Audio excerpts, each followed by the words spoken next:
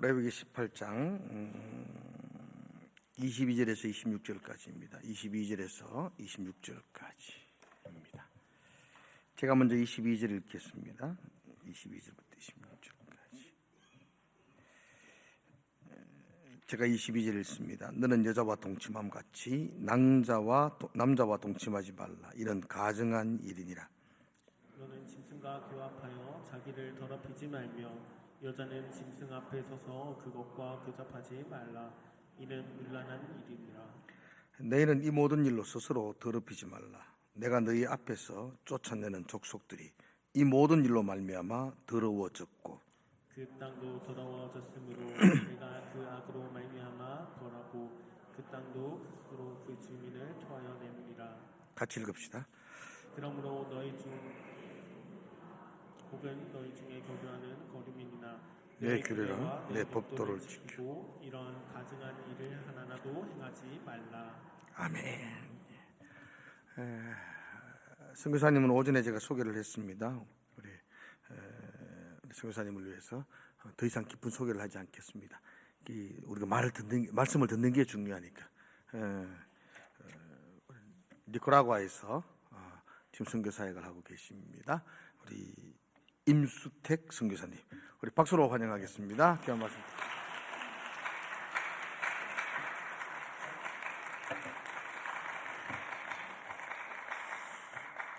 이렇게 환영해 주셔서 감사합니다.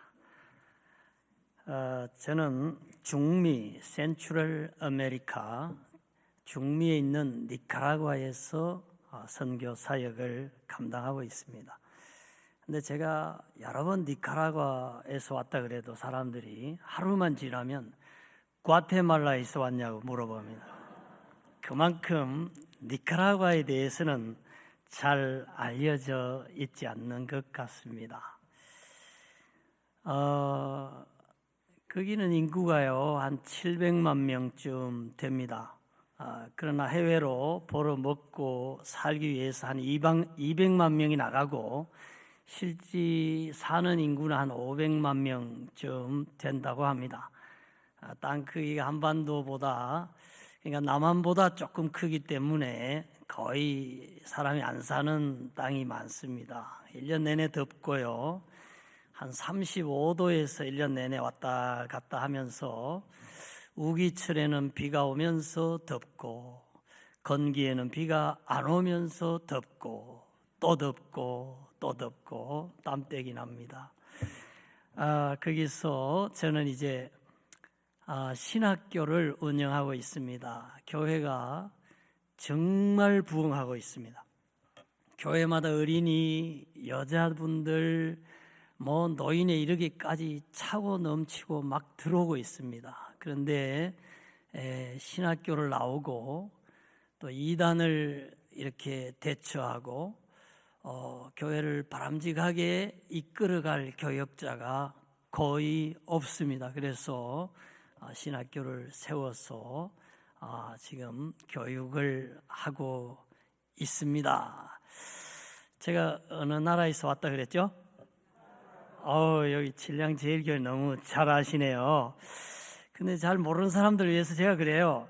하나님께서 복음을 전하라고 네가 가라 그렇게 말씀하셨어. 니카라과로 갔다고.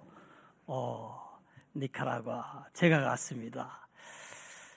근데 오늘 동성애 얘기한다고 그랬는데 언제 그 얘기 나오나? 이제 곧 나갑니다. 사람들이 저보고 묻습니다. 선교사님 왜 니카라과에 선교사로 갔습니까? 근데 그게 동성애하고 관련이 있습니다. 제가 캐나다 토론토에서 목회를 갈릴리 장로교회에서 한 교회에서 20년 1개월을 목회했습니다. 그런데요, 2019년에 제가 속해 있던 장로교단에서 동성 결혼을 합법화시켰어요. 그리고 동성애자로 커밍아웃한 사람들을 신학교에 보내야 되고 목사 안수를 주는 법안을 교단이 통과를 시켰습니다. 그렇게 되면 그 교단에 속한 교회 목사들은 누가 동성애자가 찾아와서 목사님 우리 결혼 주례해 주세요 이러면 결혼 주례를 해줘야 됩니다. 그런데 저는 총신을 나왔습니다. 그리고 우리 합동 측에서 목사 안수를 받고 미국으로 갔어. 그 길로 뭐 어쨌든 그렇게 목회를 한 사람이기 때문에 도저히 그 동성 결혼, 동성애자들을 목사로 안수하는 일을 받을 수가 없었습니다. 양심적으로, 신앙적으로, 성경적으로. 더욱이 저는 그 일이 총회에 통과되지 않기 위해서 노회의 동성애 반대위원회 그 위원장을 맡아서 5년간 총회와 싸워왔습니다.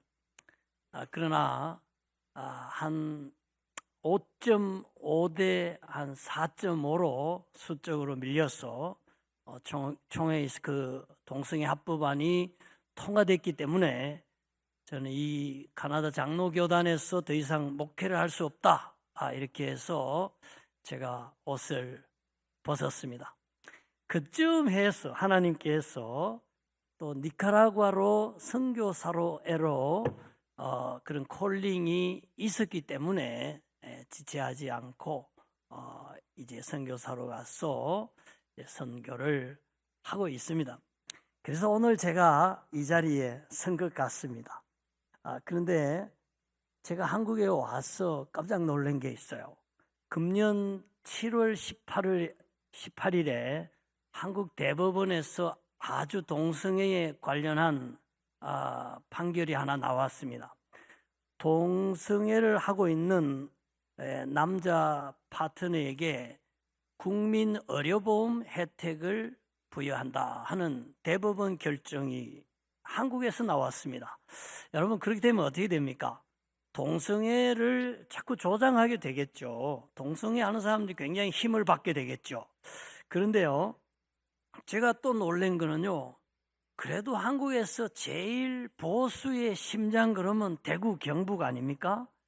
여기에 대백 앞 동성로 거리에서 퀴어 축제 그러면서 동성애자들이 매년 축제를 하더라고요.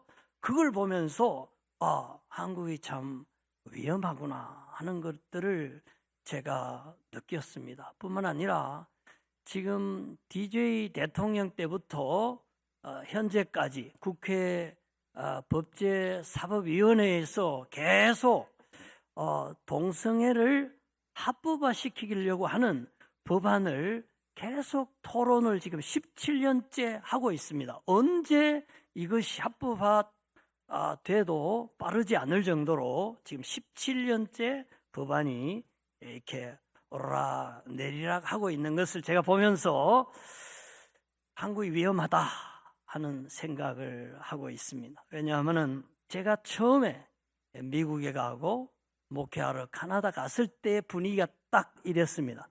대다수의 사람들은 동성애 하지 않습니다.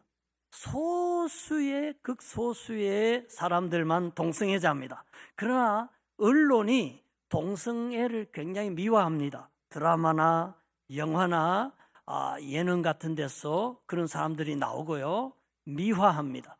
그리고 조금씩 이렇게 인권 그러면서 법제화하려는 노력이 있었는데 미국이나 카나다에서는 교회가 일어나서 그걸 막았어야 했는데 막지를 못했습니다. 다행히 한국은 이번에 금년 10월 27일 서울 광화문에 한 100만여 명의 크리스찬들이 모여가지고 동성애는 안 된다. 하나님, 대한민국의 동성애가 발붙이지 못하도록 역사해 주소서. 그러면서 기도회를 열리는 것을 제가 봤습니다. 한 50만 표로 대통령 당선 단락이 갈리어지는 상황이기 때문에 100만 명의 크리스찬들이 모였다는 것은 정치권들이 볼 때 큰 압력이 될 수 있겠다 이런 생각을 하면서 어쨌든 지금 한국으로 봐서는 대단히 동성애 문제에 대해서 문제의식을 가지고 특별히 크리스찬들이 기도하고 깨어 있어야 되겠다 하는 것을 절실히 깨닫고 있습니다. 제가 살고 있는 카나다는요, 2005년도에 동성 결혼을 나라가 합법화시켰습니다. 그리고 성전환이라든지 여러 가지 성적 소수자들에게 그런 혜택을 완전히 베푸는 나라로 바뀌었습니다. 저는 거기서 20년을 목회하면서 그것이 얼마나 크리스찬들에게 정말 해악이 되는지, 그리고 정상적으로 결혼을 하고 가정생활을 유지해가는 사람들에게 이게 참 고통이 되고 잘못된 것이 되었는지를 경험했습니다. 그래서 오늘 그런 얘기들을 좀 생생히 전해드리겠습니다. 그래서 앞으로 우리 자녀들이 살아갈 우리나라가 이 동성애로부터 오염되지 않고 정말 하나님께서 제정하신 결혼과 그 가정의 축복 속에서 살아갈 수 있는 그런 우리나라가 되고 그런 교회가 되기를 주의 이름으로 축원합니다. 아멘. 제가 목회하던 교회는 그 카나다 토론토의 다운타운에 있습니다. 다운타운은 한 인구가 한 600만 명이 살아갑니다. 거기에 매년 봄이 오면은요, 동성애 퀴어 축제가 열립니다. 그러면 카나다 안에 있는 동성애 지지자들이 다 모여듭니다. 그리고 미국에서 국경으로 바로 차를 타고 넘어올 수 있기 때문에 또 수많은 사람들 동성애 지지자들이 오고요. 심지어 유럽에서 비행기를 타고 대서양을 넘어서 그 카나다 토론토 동성애 퀴어 축제장에 몰려듭니다. 그러면 토요일 날 저희들이 새벽 기도를 마치고 교회에서 나오면 우리 교회 앞으로 그 동성애 퀴어 축제자들이 퍼레이드를 하면서 지나갑니다. 그런데요, 참으로 해괴망측한 그런 복장을 하고 지나갑니다. 거의 뭐 옷을 벗었습니다. 그리고 남자가 문란한 행위를 합니다. 여자가 차마 눈 뜨고 볼 수 없는 그런 아주 음란한 행위들을 하면서 무지개 깃발, 그들이 그 상징하는 깃발이 무지개 깃발입니다. 동성애자들이 그렇게 퍼레이드를 하면서 지나갑니다. 저는 그것을 보면서 소돔과 고모라가 이랬나, 하나님이 소돔 고모라가 너무 음란하니까 그렇게 유황불비를 내려서 다 태워버렸나 싶을 정도로 아주 문란하고 음란한 동성애자 축제들을 보았습니다. 그런데요, 라이머라는 카나다 목사님이 그걸 보다가 참다가 이렇게 외쳤습니다. 동성애는 죄악이다, 회개하라, 이렇게 두 마디를 외친 거예요. 그런데 어떻게 된지 아십니까? 경찰이 거기서 현행범으로 라이머 목사를 체포해 갔습니다. 그리고 법원에서 재판을 받았는데 한국 돈으로 700만 원 정도 벌금을 물었어요. 근데 그 다음에 또 동성애 축제에 프레이드에 가서 이 목사님이 똑같이 동성애는 죄다, 회개하라 외쳤는데 이번에는 재범이잖아요. 두 번째는 감옥에 수감을 시켜버렸습니다. 왜냐하면은 아까 말씀드렸잖아요. 카나다는 2005년도에 차별금지법이라는 이름으로 동성애법이 합법화됐어요. 그래서 그 사람들 보고 뭐 죄인이다, 동성애가 죄다 이러면은 차별했다는 게 돼가지고 그렇게 처벌을 받게 되는 거예요. 저는 대한민국이 우려스럽다는 게 그겁니다. 지금 하다가 차별금지법이라는 이름으로 동성애가 합법화돼 버리면요, 더 이상 목사님들이 동성애 죄악이라고 설교하기 어렵습니다. 그리고 정상적으로 결혼 생활을 하고 정상적으로 남녀가 사랑하는 사람들이 그렇지 않는 사람들에 대해서 아무 말도 못합니다. 오히려 정상적인 사람이 자기 그 응권의 침해를 받게 되는 이러한 불상사가 일어날 수 있습니다. 그리고요, 뭐 여러 가지 일이 많지만 저는 캘리포니아에도 한 8년을 살았습니다. 거기 우리 한국 사람들이 100만 명 넘게 많이 살고 있고 이민교회도 제가 있을 때는 한 1,500개 정도가 캘리포니아의 로스앤젤레스 중심으로 있었습니다. 그런데 그 캘리포니아가 굉장히 개방된 그런 주입니다. 거기도 동성애가 합법화되어 있고요, 지금. 그리고 성전환이 자유로운 그러한 주입니다. 거기에 교회 다니는 어떤 가정이 있었습니다. 그런데 그 집에 14살 먹은 딸이 있었습니다. 그 딸이 엄마 보고 그런 거예요. 엄마, 나는 남자 하고 싶어. 그래서 남자 옷을 좀 사달라 그랬습니다. 그러니까 엄마가 뭐라 그러겠습니까? 얘야, 안 된다. 너는 여자로 태어났으니까 여자처럼 살아야지. 이렇게 얘기를 한 거예요. 근데 이 딸이요, 학교에 가서 상담 선생님을 찾아간 거예요. 선생님, 나는 여자지만 남자로 살고 싶어요. 근데 우리 엄마가 못하게 해요. 그러니까 상담 선생님이 뭐라며? 그래? 그러면 내가 도와줄게. 우리 캘리포니아는 자기 성 정체성을 본인이 결정할 수 있어. 10대에 성징후가 나타날 때 결정을 하고 바꿀 수가 있어. 나라가 너를 도와줄 거야. 그래가지고는 경찰에다가 이 엄마를 이제 고발을 한 거예요. 자녀의 성 정체성을 결정할 수 있는 그 권한을 엄마가 침해하고 있다. 이렇게 고발을 한 거예요.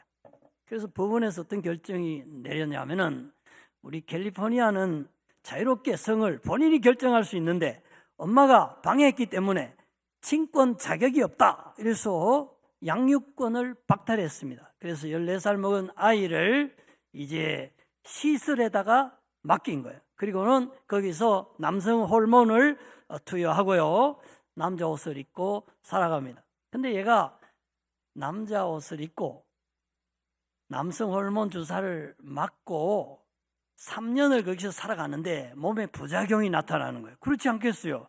이제 막 여자아이로 자라나가는데 거기 남성 호르몬이 들어왔으니까 몸이 막 아프고 우울감이 생기고 막 부작용이 나타나는 거예요.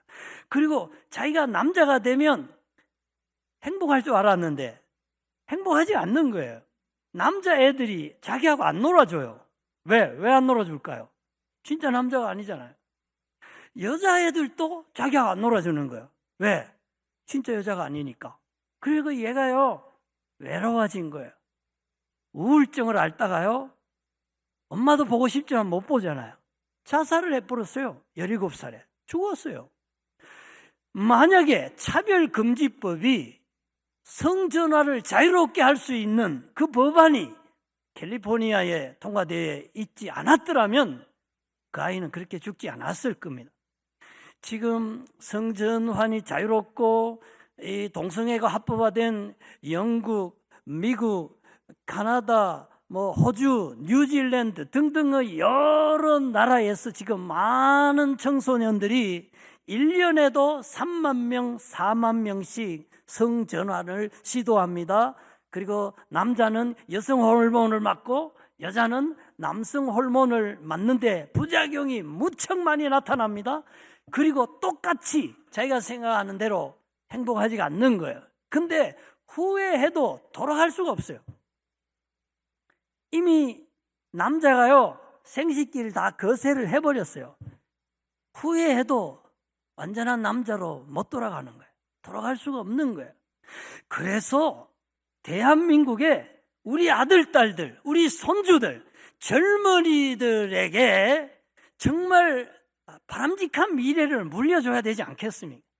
차별금지법이라는 이름으로 동성애를 이렇게 합법화시켜 놓으면은 젊은이들이 많이 그런 유혹에 빠져들고 또 그리고 자신의 인생을 망치게 되는 이러한 일들이 대한민국에도 일어날 수 있기 때문에 우리는 동성애 합법화가 차별금지법이라는 이름으로 대한민국에 정착되는 일이 없도록 하고자 하는 것입니다. 물론 우리가 뭐 인종차별 하면 안 되지요. 저도 소수민족으로서 백인들이 우리를 멸시할 때에 엄청 기분 나쁩니다. 여기 일하러 온 동남아의 사람들, 그 나라에서는 똑똑한 사람들입니다. 그러나 한국에 와서 멸시당하면 얼마나 기분이 나쁘겠습니까? 인종차별 없어야죠. 뭐 학력차별 없어야죠. 빈부차별도 없어야죠. 남녀차별도 없어야죠. 그러나 거기에다가 동성애자들도 차별하지 맙시다. 이런 거 살짝 끼워 넣은 거예요. 포괄적 차별금지법 안에 동성애 합법화를 시키기 위한 그런 게 독소 조항이 들어있기 때문에 우리 크리스찬들이 잘 알고 다른 거는 다 차별하지 말아야 되지만 동성애 법안은 그게 들어가서 통과되지 않도록 우리가 기도해야 된다 하는 얘기를 하는 것입니다. 제가 시간이 많지 않기 때문에 한 가지 얘기만 더 하겠습니다. 저 총신 동기동창 가운데 이민 목회를 하는 친구가 있어요. 근데 아들이 하나밖에 없어요. 그 하나 아들이요, 카나다 육사를 나왔어요. 그리고 현역 지금 대위예요. 근데 또 신학교를 군대에서 가서 군목이 됐어요. 그거 얼마나 자랑스럽습니까? 근데요, 그 아들이 요즘 심각한 고민에 빠졌어요. 뭐냐면은 카나다 병사들 가운데 동성애자들이 너무 많은 거예요. 그래서 목사님한테 와서 상담을 하는 거예요. 목사님, 내가 지금 동성애를 하고 있는데 동성 파트너하고 결혼을 해야 될지 말아야 될지 모르겠습니다. 목사님 좀 조언을 해주세요. 그리고 만약에 내가 결혼을 한다면 목사님이 주례를 좀 해주세요. 이렇게 된 거예요. 여러분, 저 아버지가 합동측에서 총신에서 학부 대학원까지 다 나오고 그 교회에서 자라났어요. 이름이 에녹 목사예요. 자기 신앙 양심상 카나다 법에 의하면 동성애 합법적이야. 괜찮아, 해. 결혼해. 내가 주례해 줄게. 이렇게 할 수 있지만 목사 양심으로 그게 아니잖아요. 성경적으로 아니고 신앙적으로 아니잖아요. 그러니까 이제 곤란하게 된 거예요. 만약에 하라 그러면 하나님의 법에 걸리고 하지 마라 그러면 어디에 걸립니까? 카나다 법에 걸리고 대위가 잘리는 거예요. 그래서 지금 심각한 고민에 빠졌어요. 그래서 제가 친구 보고 뭐 고민할 거 뭐 있냐? 진리가 소중하지. 그렇지 않습니까? 그래서 우리가요 정말로 나라를 사랑한다면은 우리 아들, 딸들, 젊은이들을 위한다면은 그리고 정상적으로 결혼 생활을 하고 가정을 유지하는 그 혼인을 보호하기 위해서라면 우리는 동성애가 합법화되는 것이 대한민국에 일어나지 않도록 해야 됩니다. 아멘. 그 일을 위해서 우리 진량제일교회가 기도해 주시고 또 노력해 주시기를 주님 이름으로 부탁합니다. 아멘. 근데 간혹 이런 사람들이 있어요. 아니, 기독교가 마음이 좀 넓어야지. 사랑의 기독교가 좀 이렇게 동성애자들도 품고 이렇게 해야지. 그걸 그래 자꾸 죄인이라 그러고 죄라 그러고 이러면 됩니까? 요래 말하는 사람들이 있어요. 교회 밖에서 그러는 게 아니라 교회 안에 있는 신학자들 중에서 크리스찬 중에서 그렇게 얘기한 사람들이 있단 말이에요. 하나는 맞아요. 교회가요 사랑이 많고 품어야 되는 건 맞아요. 그런데 하나님이 죄를 품으라 그런 건 아니잖아요. 죄인을 품는 거지. 그죠? 그런 겁니다. 그래서 제일 중요한 것은 이 동성애 이슈에 대해서 하나님이 뭐라고 말씀하시는가? 그죠? 하나님이 이걸 어떻게 바라보시는가? 그게 중요하잖아요. 말씀이 가는 데까지 가고 말씀이 쓰는 곳에 쓰는 게 우리 칼빈이즘의 전통 아닙니까? 아멘? 하나님의 말씀이 우리 생활과 신앙에 있어서 유일무이한 법칙인 줄로 믿습니까? 그러면 하나님이 동성애에 대해서 뭐라고 말씀하시는가? 명확합니다. 제가 오늘 성경 구절을 가져왔는데요. 하나님이 결혼 제도를 만드시고 하나님이 혼인에 대해서 축사하실 때에 창세기 1장 우리가 6절, 7절 여기 보면요. 한번 보셔요. 한번 띄워주셔요. 뭐라고 말씀하셨습니까? 한번 읽어보실까요? 하나님이 이르시되 우리의 형상을 따라 우리의 모양대로 우리가 사람을 만들고 그들로 바다의 물고기와 하늘의 새와 가축과 온 땅과 땅에 기는 모든 것을 다스리게 하자 하시고 계속 한번 보셔요. 그 다음에 하나님이 자기 형상 곧 하나님의 형상대로 사람을 창조하시되 남자와 여자를 창조하시고 또 한 절 더 하나님이 그들에게 복을 주시며 하나님이 그들에게 이르시되 생육하고 번성하여 땅에 충만하라. 여러분 하나님이요 최초의 사람 남자 누구죠? 아담, 여자 하와. 그때는 한 사람밖에 없었어요. 여자 한 사람, 남자 한 사람. 그리고 요 결혼을 했는데 생육하라 그랬죠. 아이를 낳아라 그랬잖아요. 요게 결혼입니다. 한 남자와 한 여자가 이렇게 언약적으로 맺어지는 게 결혼이에요. 그리고 아이를 낳을 수 있어야 돼요. 그러니까 아이를 낳아서 많이 낳아서 왜? 번성하라고 그랬으니까 이 경건한 백성을 기르는 것이 하나님이 가정을 이루고 혼인을 시키는 제일 중요한 목적 중에 하나예요. 그럼 물어보겠습니다. 남자가 결혼을 한다고 해서 아이를 낳을 수 있습니까? 없습니다. 여자가 결혼해서 아이를 낳을 수 있습니까? 없습니다. 성전환자도요 아이를 낳을 수가 없습니다. 지금 대한민국에 제가 와서 보니까 저출산이 큰 문제더만요. 인구가 준다면서요.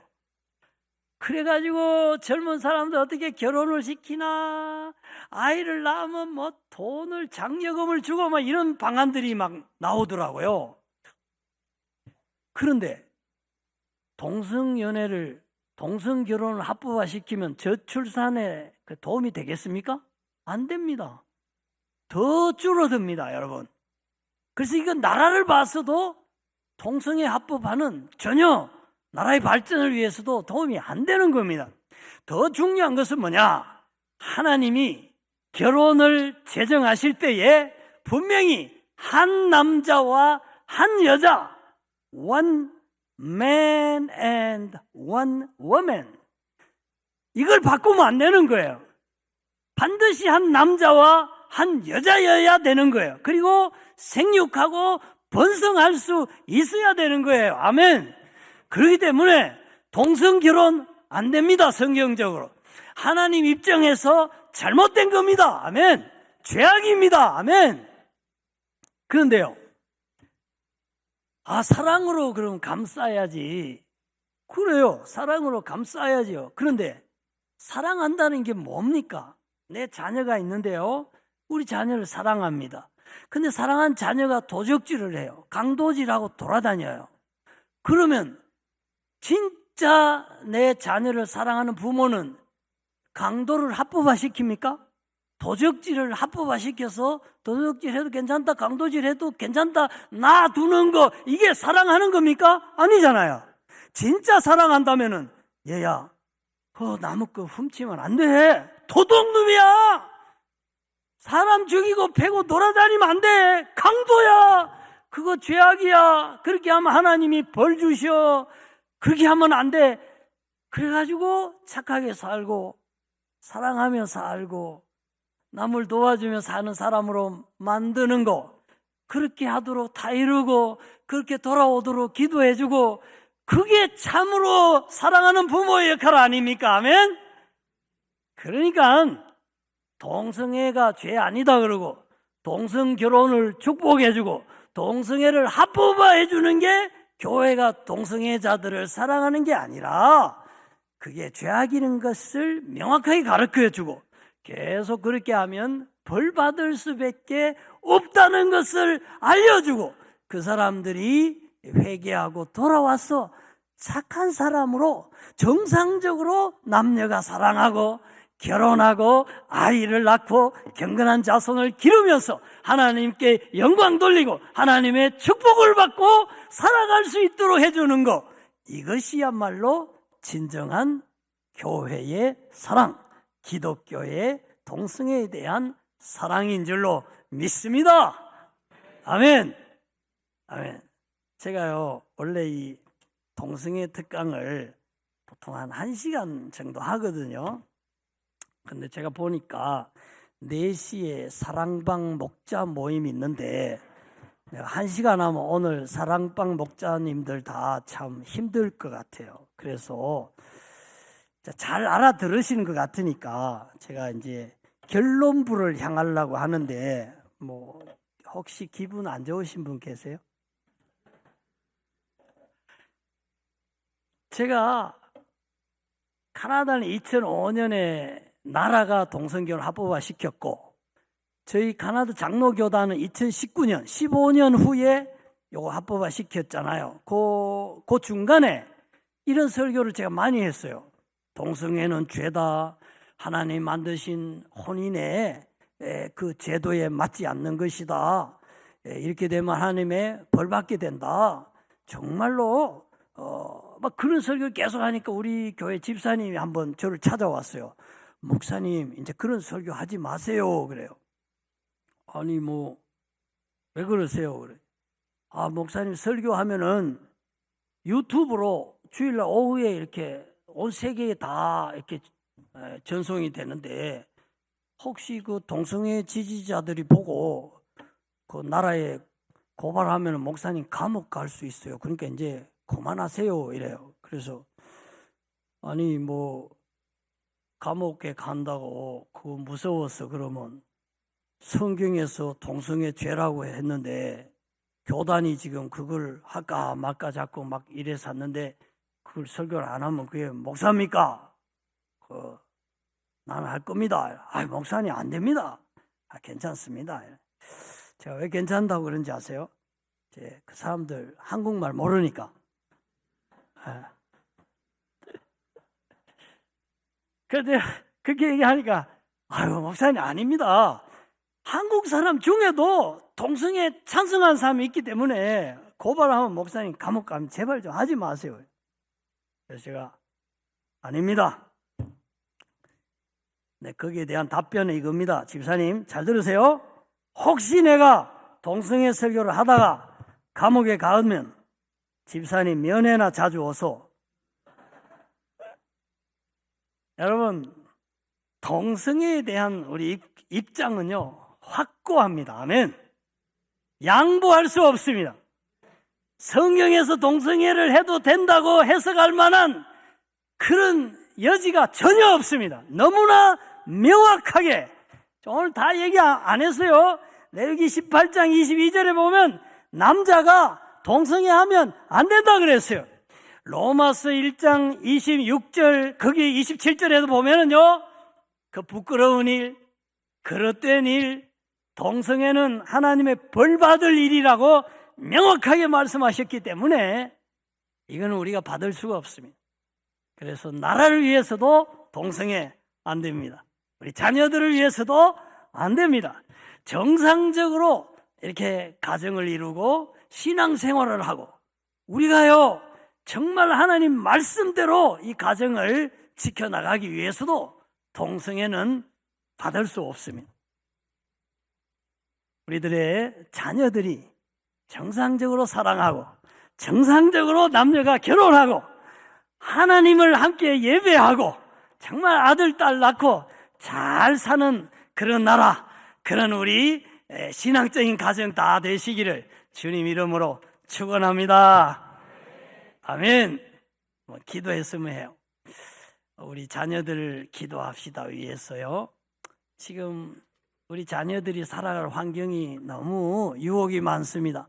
성적으로 너무 참 오염시키는 그런 요소들이 많습니다.